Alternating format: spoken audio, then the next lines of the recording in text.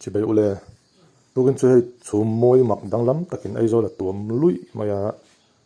a video in lo thlir ve reng reng tiang hei a lan dan te awm dan te a shape te hi a dang lam ve em em ani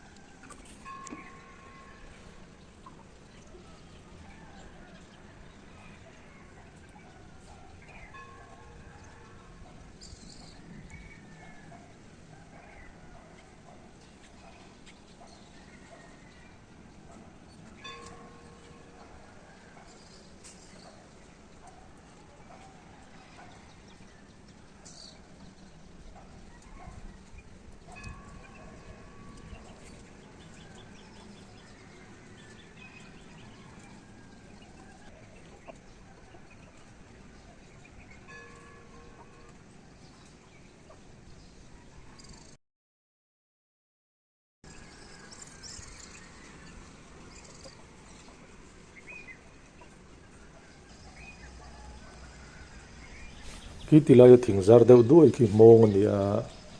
savan an ngai na khop mai ki tuna pawh hian savan thlawk kual vel sup sup ani ki mara chu an hna tlak kol lai tak ani tur lai ki engemaw ti takin a zar dan khi a mawi khop mai